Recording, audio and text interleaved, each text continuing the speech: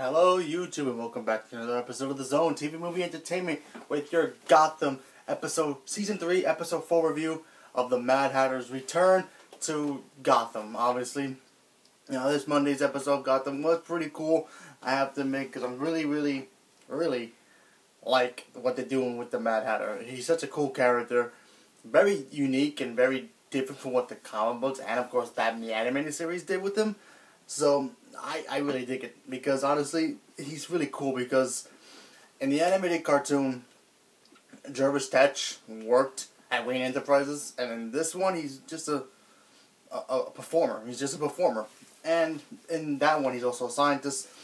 You know, in the animated show he's a scientist who can create mind control and just have people do whatever he wants. In this he's got a magical watch, and he's still looking for her sister. Now that the GCPD is protecting her, and Jim Gordon, who was under his influence last week's episode, is trying to figure out where he's going off with this and trying to figure out why he's trying to get his sister and why she's so important to him.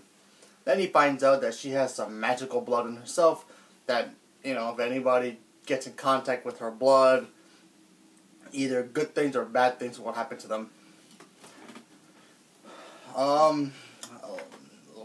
Another thing I like about this episode is that even though he kind of broke free, Jim Gordon broke free from the Mad Hatter's control, he was still technically in his control just by sound of a click from either maybe a pen or, you know, a stoplight clicking sounds. He will go into a madness where he wants to kill himself, because apparently the Mad Hatter tapped into Jim's brain and figure out there's something bothering him, and it all has to go back to when Lee Tompkins comes back to Gotham, and she's moved on, and she has a new boyfriend, or fiance in this case, and yep, Jim's got a little cuckoo in the head, if you really think about it. And I mean, obviously they had a lot of cool references to Alice in Wonderland in this thing, because this is one part of the episode where he takes, the Mad Hatter takes his sister, and she ends up dressing up just like Alice from Alice in Wonderland from the cartoon. It looked really cool. And also where he actually gets people to do his bidding. He gets these like performers under his spell, so that's pretty cool. And then of course you have the Bruce Wayne side of the story, where you have Bruce Wayne trying to find his doppelganger in this episode, and then he finds him out that he was hanging out with Selena. And of course the new Bruce Wayne, or the doppelganger if you want to call him, and decides he wants to leave Gotham. So he leaves Gotham, and of course we have a new mayor of Gotham City, which is the Penguin, who finally won the election. Now the question is, what's going to happen? Honestly, anything can happen, especially with the Penguin as mayor. That's going to be some good storytelling, because honestly I think Gotham's getting really good. In my personal opinion, I really like this episode. A couple of reasons. One, like I said, I like the Mad Hatter. I really think he's a cool character for what they're doing with him.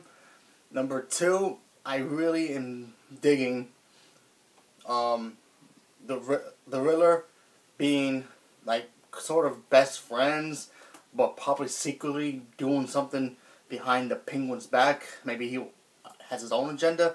Who knows? I like their chemistry together. They really work together really well.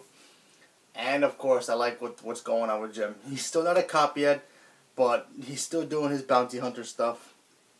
And yeah, he's still wrestling with some demons after losing Lee and her having a baby, and then she lost the baby and she moving on to somebody else, and he's still wrestling with that. And Harvey is still Harvey. Harvey Dent could come back, who knows. And Bullock is still Bullock. And of course Barbara is just insane and gorgeous as ever, so at least that. Another thing, a couple of things I don't like about this episode was, I felt like now that we got a new character, technically a new love interest, Valerie Vale. She wasn't in this episode, no idea. She was in the beginning of last week's episode, and then poof, gone. And it looks like they're going to go back to focusing on the Court of Owls, so at least that. But I don't know what's going to happen here. You know, Gotham has become one of these shows is very questionable in a good way, because I have no idea what's going to happen. It gets me excited for the next episode. And then there are times it gets to a point where like, oh come on, get to this point already. But let's see what happens. I mean, it just started. It's only episode 4, going on episode 5. And hopefully it gets better and crazier. Now that the doppelganger of Bruce Wayne is now with the Court of Owls, what's that all about? Who knows? I just dug this episode. I have to grade this episode 7%. I give it a 7%. I really enjoyed this episode for what it was. I like the whole mayor thing with the Penguin being mayor. That's going to turn into something crazy, I'm pretty sure. The Riddler's on his side, but how long? Who knows? And then, of course, you have... oh, by the way, I almost forgot. Alice, you know, the Mad Hatter's sister, she's dead. So the Mad Hatter escaped again, so we'll see him again. I don't know, maybe next episode, a couple episodes down the road. Who knows? He'll be coming back, I'm pretty sure. But yeah, I dug this episode, thought it was cool, so let's see what happens. Hopefully Gotham continues to be strong, because like I said, I really enjoyed this show for what it was. It's dark, it's funny. It doesn't have to do with Batman right away, but I don't need a Batman kids show. I don't need Batman to be in this show because it just fits well, because it just tells Gordon's side of the story of Gotham, so I like that a lot. So maybe Batman will be in the Arrowverse, but who knows. But like I said, I like this episode. So leave me a comment below. Let me know what you guys think about this episode of Gotham, and what did you think about the Mad Hatter? What did you think about Penguin being mayor? And what do you think the Riddler's behind? What's he going to be scheming this time around? Leave a comment below. Let me know what you guys think. Thank you, and have a good day.